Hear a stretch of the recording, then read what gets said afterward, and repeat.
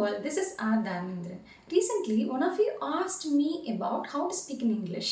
So, let me tell you clearly, speaking in English is not an easy thing. Okay. So எப்படி சொல்லலாம் அப்படின்னா, சில people சொல்லியிருப்பாங்க, we வாட்சிங் some movies with English subtitles you can achieve this goal.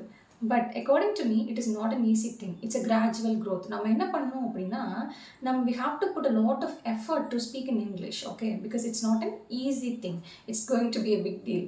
But the one who knows the fundamentals of English can speak in English by watching web series ஒரு இந்த மாதிரி English சப்டைட்டில்ஸோட.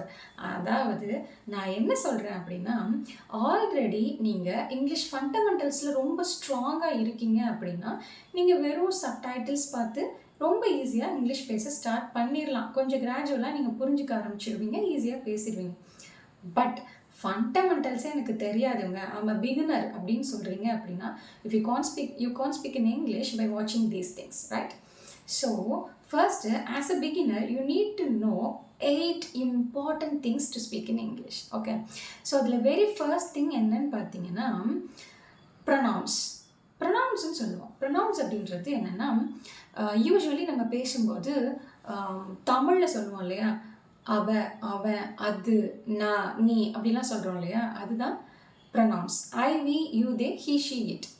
I, we, you, they, he, she, it. So இதுதான் pronounce. அவ்வளோதான் simple. And இதையே பின்னாடி ஒரு சென்டென்ஸோட பின்னாடி வரும்போது அது வேறு ஃபார்மில் வரும். லைக் இப்போ வி அப்படின்றது இங்கே அஸ்ன்னு வரும். இந்த மாதிரி சில சேஞ்சஸ் இருக்கும் ப்ரொனவுன்ஸில். இதை தெரிஞ்சுக்கிட்டால் போதும். இதுதான் ஃபர்ஸ்ட் திங். செகண்ட் திங் என்ன அப்படின்னா, ப்ரெப்போசிஷன்ஸ். ப்ரெப்போசிஷன்ஸ் கேள்விப்பட்டிருப்போம். இப்போ லைக் ப்ரிப்போசிஷன்ஸ் அப்படிங்கிறது என்ன அப்படின்னா, ஆன், அட், பிலோ, அண்டர் சொல்லுவோம் இல்லையா. Because in our daily life we are going to use these kinds of words lot இல்லையா. ஸோ இந்த வேர்ட்ஸை தெரிஞ்சுக்கிறது மஸ்ட்டு. ஸோ ப்ரிப்போசிஷன்ஸ் எங்கெங்கே யூஸ் பண்ணணுங்கிற பேசிக் நமக்கு தெரிஞ்சால் போதும். ரொம்ப பேசிக். ஈவன் எல்கேஜி யூகேஜிலேருந்தே இதெல்லாம் கொஞ்சம் கொஞ்சமாக சொல்லிக் கொடுக்க ஸ்டார்ட் பண்ணிடுவாங்க. ஸோ இது தேர்ட் திங் என்ன அப்படின்னா, ஜெரன்ஸ் ஐஎன்ஜி ஃபார்ம் யூஸ் பண்ணுறது தான் ஜெரன் சொல்லுவாங்க. இப்போ like for example I can say I want her arrival அப்படின்னு சொல்லுவாங்க. கொஞ்சம் அட்வான்ஸ்ட் இங்கிலீஷ் தெரிஞ்சவங்க ஐ வாண்ட் ஹர் அரைவல்னு சொல்லுவாங்க. அட்வர்ப்ஸ், அட்ஜெக்டிவ்ஸ் இந்த மாதிரி நிறைய யூஸ் பண்ணுவாங்க. But those who don't know English better அவங்க என்ன பண்ணுவாங்க, ஃப்ளூயண்ட்டாக இல்லாதவங்க ஐ வாண்ட் ஹர் கம்மிங்னு சொல்லி முடிச்சிருவாங்க. அவ்வளோதான் சிம்பிள். ஸோ இந்த வேர்ப் ஃபார்ம் கம்மோட வேறு ஒரு ஐஎன்ஜி சேர்த்து சொன்னால் போதும், ஐ வாண்ட் ஹர் கம்மிங். அதுக்காக நம்ம எக்ஸ்ட்ரா ரொம்ப வெக்காபுலரிலாம் அதிகமாக தெரிஞ்சுக்க தேவையில்லை. ரொம்ப சிம்பிளாக பேசலாம். I want her coming, right? So இந்த மாதிரி ரொம்ப ஈஸியாக பேசுகிறதுக்கு என்ன தெரியணும், ஜெரன் ஃபார்ம்ஸ் தெரியணும். ஐஎன்ஜி ஒரு வேர்டோட ஐஎன்ஜி சேர்த்து அதை நமக்கு மேக் பண்ண தெரியணும். ஓகே. நெக்ஸ்ட்டு ஃபோர்த் ஒன் என்ன அப்படின்னா, இன்ஃபினிட்டிவ்ஸ். இன்ஃபினிட்டிவ்ஸ் வந்து ரொம்ப ரொம்ப ரொம்ப ரொம்ப இம்பார்ட்டன்ட். To, TO2. ஓகே, எங்கெங்கெல்லாம் டூ யூஸ் பண்ணணும் அப்படிங்கிறதுல நம்ம கிளியராக இருக்கணும். I want to go home, நான் வீட்டுக்கு போக விரும்புகிறேன். Okay, so I want to visit that place. Okay, I would like to talk to you. அந்த டூ எங்கெங்கெல்லாம் சேர்க்குறோம் அப்படின்றத அண்டர்ஸ்டாண்ட் பண்ணிக்கணும். ஸோ இன்ஃபினிட்டிவ்ஸ் ரொம்ப இம்பார்ட்டன்ட். நம்ம டெய்லி பேசுகிற சின்ன சின்ன சென்டென்ஸில் கூட அந்த டூ இருக்கும். ஸோ டூ இல்லாமல் நம்மளால் பேச முடியாது. ஸோ டூனா என்ன, அது எங்கே, இன்ஃபினிட்டிவ்ஸ்னால் என்ன, அதை எப்படி யூஸ் பண்ணணுங்கிறத கற்றுக்கணும். ஆனால் அது எல்லாமே ரொம்ப சிம்பிள் தான். ஓகே. ஃபிஃப்த் ஒன் என்ன அப்படின்னா, கொஷின் வேர்ட்ஸ். கொஷின் வேர்ட்ஸ் கேள்விப்பட்டிருப்பீங்க. கொஷின் வேர்ட்ஸ் என்ன அப்படின்னா, WH கொஷின்ஸ், H கொஷின் கேள்விப்பட்டிருப்பீங்க. வேறு ஒன்றும் இல்லை, வாட், வேர், வென், வை இந்த மாதிரி கொஷின்ஸ்.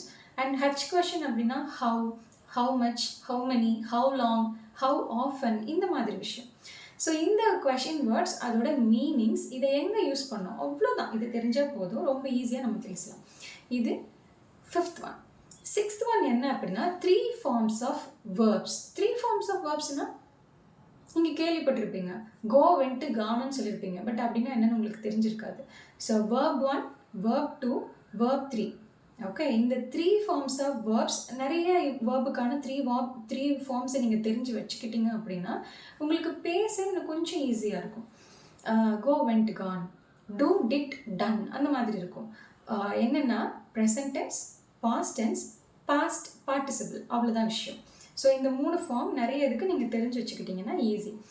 ஈட், ate, eaten அப்படின்னு சொல்லுவோம் இல்லையா? write, wrote, return இந்த மாதிரி சில வேர்புக்கு 3 ஃபார்ம்ஸ் தெரிஞ்சு வச்சுக்கணும். ஸோ இது ஹெல்ப்ஃபுல். இது 6th one, right? So the 7th one is going to be 3 simple tenses. வேற வழியே இல்லை.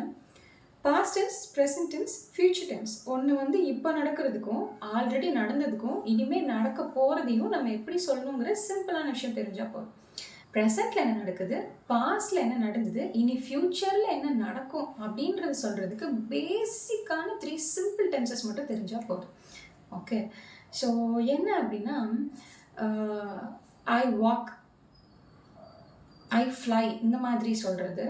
இல்லை பாஸ்ட் டென்ஸ் அப்படின்னா ஐ வென்ட் டு ஹர் ஹோம்னு சொல்கிறது. இல்லை ப்ரெசன்ட் டென்ஸ் அப்படின்னா I will go to her home அப்படின்னு சொல்கிறது. ஸோ இந்த மாதிரி சின்ன சின்ன சிம்பிள் டென்சஸ் நம்ம எப்படி ப்ரெசென்ட்டில் எப்படி சொல்லுவோம், பாஸ்ட்டில் எப்படி சொல்லுவோம், ஃப்யூச்சரில் எப்படி சொல்லுவோம், இது தெரிஞ்சால் போதும். ஸோ ப்ரெசென்ட்லன்னா என்ன சொல்லுவோம்,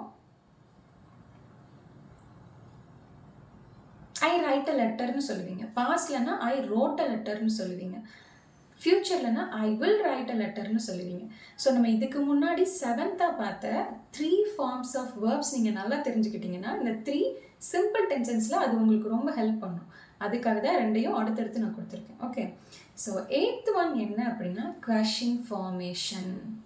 ஸோ 8th one என்ன, கொஸ்டின் ஃபார்மேஷன். இருக்கிறதுலே இதில் தான் நீங்கள் கொஞ்சம் எஃபோர்ட் போட வேண்டியிருக்கும். கொஸ்டின் ஃபார்மேஷன் அப்படிங்கிறது என்ன அப்படின்னா, ஒரு ஸ்டேட்மெண்ட்டை க்ரியேட் பண்ணுறது ரொம்ப ஈஸி. அதோட பேட்டர்ன், சப்ஜெக்ட், வேர்பு, ஆப்ஜெக்ட் இதை வச்சு we can easily create a statement. But the thing is, அதை எப்படி கொஷனாக நீங்கள் ஃபார்ம் பண்ணுவீங்க, ஒரு சின்ன ட்ரிக், சில ரூல்ஸ் அது மட்டும் தெரிஞ்சால் ரொம்ப ஈஸியாக கற்றுக்கலாம். கொஷின் ஃபார்மேஷன் அது வந்து நீங்கள் ஒரு ஸ்டேட்மெண்ட்டை வச்சு அதை எப்படி கொஷனாக மாற்றலாங்கிற ஒரு சின்ன ட்ரிக் இருக்குது. அதை கற்றுக்கோங்க. அதை கற்றுக்கிட்டால் ரொம்ப ஈஸியாக பேசலாம். ஸோ ரொம்ப பேசிக்காக ரொம்ப அழகாக ஒரு விஷயத்தை கன்வே பண்ணுறதுக்கு இவ்வளோ விஷயம் போதும். ஒரு 8 விஷயம். பட் அது என்னன்னு பார்த்தீங்கன்னா குட்டி குட்டி குட்டி குட்டி விஷயம்தான். சின்ன ட்ரிக்ஸ், சின்ன ரூல்ஸ், இதை மட்டும் நீங்கள் தெரிஞ்சுக்கிட்டீங்கன்னா பிகினர்ஸ்க்கு இது ரொம்ப யூஸ்ஃபுல்லாக இருக்கும். இல்லை நீங்கள் அட்வான்ஸ்ட் லெவலில் இருக்கீங்க அப்படின்னா very well you can go and watch web series with English subtitles. Okay, but இது எல்லாத்தையும் நாங்கள் தெரிஞ்சுக்கிறோம், நீங்கள் சொல்லுங்கள், எக்ஸ்பிளைன் பண்ணுங்க அப்படின்னு சொல்கிறீங்கன்னா நான் எக்ஸ்பிளைன் பண்ணுறேன். பட் அதுக்கு நீங்கள் கமெண்ட் செக்ஷனில் எஸ்ன்னு சொல்லணும். சொன்னால் நான் எக்ஸ்பிளைன் பண்ணுறேன். இல்லைன்னா இது எங்கே இருக்குது, என்னென்ன இருக்குதுன்னு பார்த்து இதெல்லாம் தெரிஞ்சுக்கோங்க. ஈஸியாக நீங்கள் இங்கிலீஷ் பேசலாம் ஒரு பிகினராக இருந்தால் கூட. Okay, thank you.